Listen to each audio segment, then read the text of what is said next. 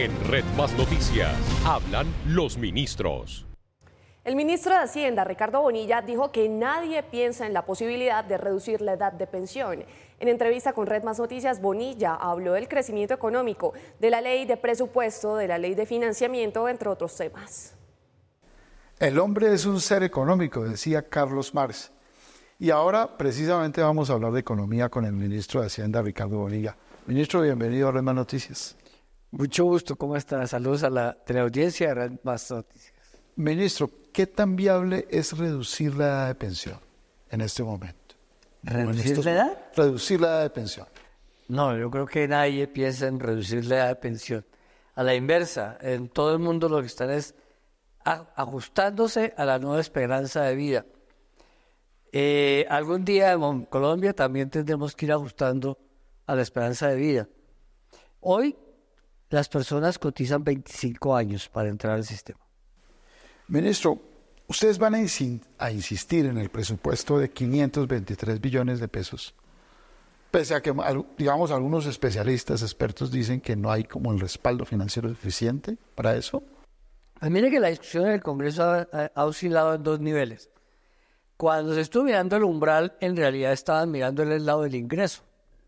A decir, está financiado 511 y falta 12. Entonces decían, pues solamente pongamos un umbral de 511 y dejemos la discusión de los 12 en una ley, en un proyecto tributario. Eso era con un objetivo muy preciso, que no tuviéramos ley de financiamiento.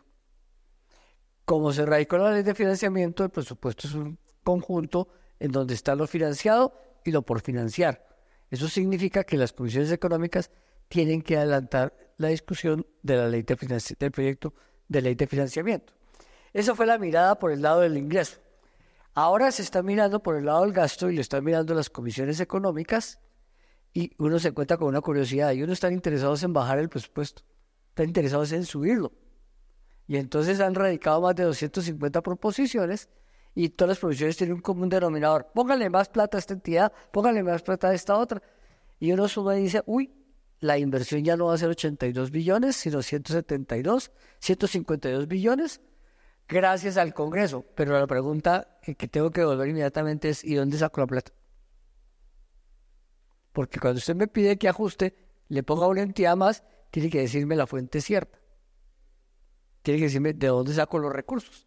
Entonces ya esta discusión se ha ido más dirigiendo hacia que desean hacer algunos ajustes dentro de las entidades. Quitarle a unas, ponerle a otras, y entonces tienen que decirme también la fuente cierta. Pero se están moviendo dentro del mismo umbral de 523. Entonces vamos a esperar, debemos tener una ponencia lista de aquí al lunes, concertada, y ellos deben anunciar el debate el lunes para votar el martes. Vamos a ver qué termina esto. Si hay una concertación, finalmente va a salir un proyecto de presupuesto que aprueben las comisiones económicas y ese es el que pasa a plenarios. Eso quiere decir que ustedes se mantienen con la ley de financiamiento de los 12 billones. Eso quiere decir que nosotros insistimos en que la ley de financiamiento hay que tramitarla, hay que darle trámite. Las comisiones económicas deben colocar ponentes. Ya hay un acuerdo en términos de que el presupuesto lo está liderando la Comisión Cuarta Cámara y la ley de financiamiento lo va a liderar la Comisión Tercera Cámara, como siempre se ha hecho cuando hay proyectos con ley de financiamiento. En el gobierno Santos, siendo ministro Cárdenas, hubo un presupuesto con ley de financiamiento y la discusión es Comisión Cuarta lidera presupuesto y la tercera lidera ley de financiamiento y se van discutiendo al tiempo. En el 2018, siendo ministro Carrasquilla, hubo otra propuesta de presupuesto con ley de financiamiento y también tuvo el mismo trámite. Es que no es la primera vez que eso sucede. Ministro, el crecimiento de julio estuvo, digamos, el resultado resultó más o menos bueno. ¿Usted qué crecimiento proyecta para el final de gobierno? Ese resultado del DANE de julio muestra que sí hemos venido recuperando la senda del crecimiento. Y nosotros hasta ahora estimábamos 1.7. Ya el equipo técnico me dice que con esas cifras de julio podríamos proyectar por encima de 2. No quiero ser tan optimista de tirarlo más arriba, ellos me dan una cifra más alta. Y quiero hacer más o menos lo mismo que hizo el Banco de la República. El Banco de la República inició con 0,9. Hace 3 meses la subió a 1,4. Hoy ya la tienen 1,8. Y con esta revisión de cifras, pues yo no sé si al final vuelva a darnos después otra proyección. Pero todo indica que podemos terminar alrededor del 2 y que en el 2025 superamos el 3. ¿Y al 26 más o menos cuánto?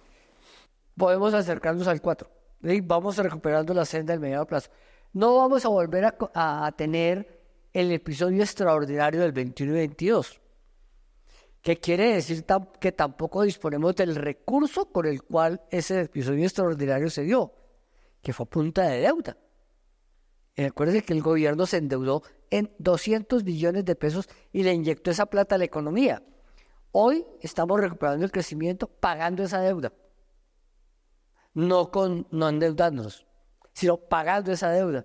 Es decir, que utilizamos los recursos que tenemos para cubrir la forma como crecimos en el 21 y 22 y recuperando la senda de crecimiento con ingresos reales.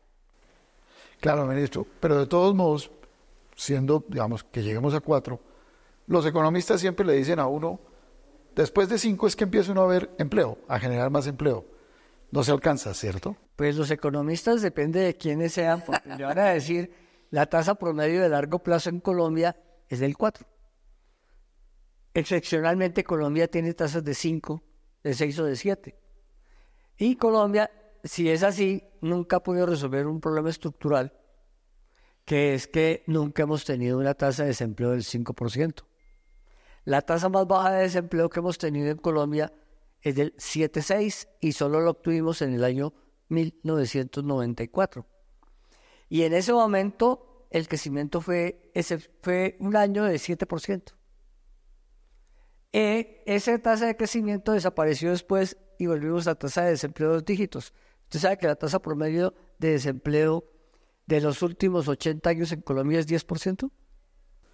Ministro, decía usted en 2010, aumentar empleo depende de una industria fuerte. Pero lo que uno ve, por ejemplo, es esa confrontación del gobierno con los industriales. ¿No le parece que es de todos modos como una contradicción y que tal vez sería mucho mejor acercarse a la industria? Nosotros nos acercamos a la industria. Cuando escribía eso en el 2010, lo que estaba diciendo es que el país se estaba desindustrializando y que eso no permitía desarrollar mayor proceso de generación de empleos estables y de larga duración, y tampoco un crecimiento más sostenido de la economía.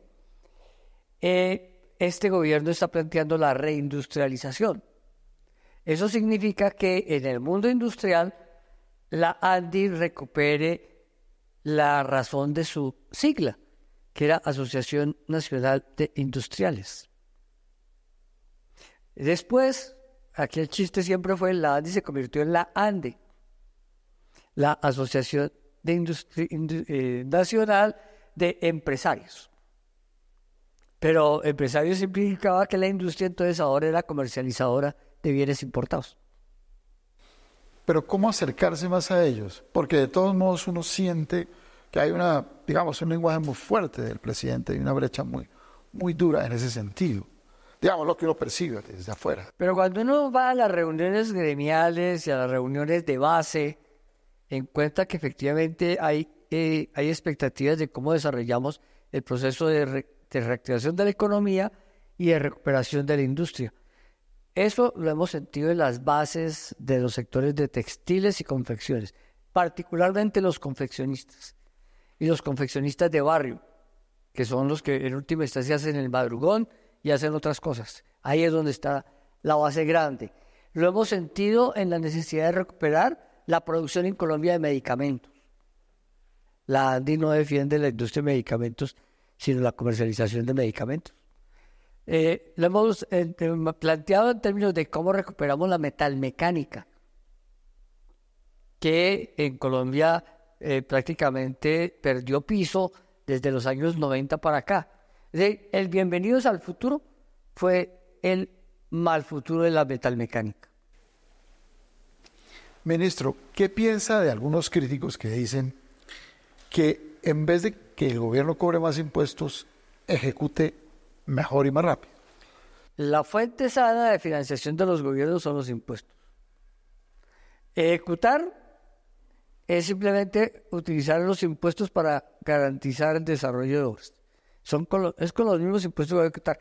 La pregunta es, ¿yo debo ejecutar con deuda, financiado con deuda o financiado con impuestos? El 2021-22 crecimos financiados con deuda. Hoy estamos pagando eso y lo estamos pagando con los mismos ingresos porque lo que se hizo en el 21-22 no fue aumentar la inversión, sino que toda esa deuda fue para gasto corriente. Usted lo peor que puede hacer es endeudarse para llenar la nevera.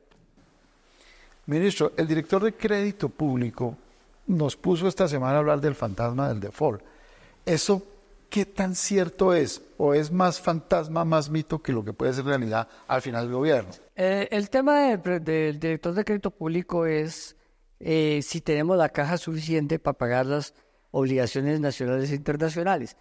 Nosotros hemos pagado este año 3 cuotas del Fondo Monetario Internacional y tenemos que pagar la cuarta y lo tenemos que pagar en dólares. Lo que nos dice es que podríamos tener un problema de afugia en que no tuviéramos los dólares suficientes y teníamos que ir a recurrir a otros mecanismos de financiamiento en el mercado y que para eso necesitamos que la Comisión Interparlamentaria de Crédito Público dé un concepto, no prueba, un concepto previo para salir al mercado de bonos y emitir. El Congreso aprobó ampliar el cupo de endeudamiento. Con eso resolvimos los problemas que nos dejaron en el 2020, donde el gobierno salió con 8 decretos de emergencia y contrató 12.000 millones de dólares que no estaban incluidos en el cupo de endeudamiento. Hoy ya están incluidos en el cupo de endeudamiento y de hecho lo estamos pagando. Pero reglamentó ampliar el cupo de endeudamiento, pero ahora ese cupo de endeudamiento hay que desarrollarlo en términos de que una parte hay que destinarla al mercado de bonos, que es el mercado que todos los años tenemos, todos los años tiene el país, y por otro es el mercado de cómo tenemos relaciones con las multilaterales y los créditos que se provienen de allí. Eso hay que desarrollarlo. Para eso necesitamos que la Comisión Interparlamentaria dé un concepto. Yo tengo 30 días después de que los he convocado para que me digan si el concepto existe, no existe, si no existe o no se reúne, yo podría seguir adelante. No me interesa seguir adelante, me interesa que la Comisión Interparlamentaria dé el concepto. Pero entonces quiero aclarar, la Comisión solo da concepto, no aprueba, no cogobierna. Ministro, a veces uno hablando de economía con la gente dice, los chinos tienen un gobierno central muy fuerte, donde el Estado es muy fuerte, ¿cierto? Y su economía es de mercado. ¿Por qué aquí uno tiene, digamos, la tendencia, especialmente en ese gobierno, de que la economía sea más, digamos, dependa más del Estado y no sea tan de mercado? ¿O es una falsa percepción de nosotros? Eso es una falsa percepción porque el gobierno no ha nacionalizado ninguna empresa, no ha expropiado ningún pedazo de tierra, no le ha hecho a ningún industrial ni ningún comerciante, eso es del Estado. Nada de eso ha sucedido. El 80% de la economía colombiana es privada y sigue siendo privada. Ministro, usted ha hablado en los últimos días de una reforma al Banco de la República, una especie de revolcón. Usted más o menos lo que dice es como que hay que buscar nuevas, personas distintas, miembros distintos en el Banco de la República. No, yo no estoy hablando de ningún revolcón en el Banco de la República. Simplemente el enero del 2025 se cumplen 4 años, los 4 años que dice la Constitución, en el cual el gobierno nombra 2 miembros de la Junta del Banco. Esos 2 miembros hay que nombrarlos en enero. Lo que estamos diciendo es que queremos hacer relevo generacional, nada más. Es decir, yo tengo que escoger 2 miembros, yo con el presidente tenemos que escoger 2 miembros nuevos de la Junta del Banco. Esos 2 miembros nuevos tienen 4 años para seguir allá y después el gobierno siguiente decidirá a quiénes cambia, pero cada 4 años el gobierno tiene la potestad de nombrar 2 miembros. Ministro, muchas gracias por haber estado en Las Buenas Noticias. Gracias a ustedes.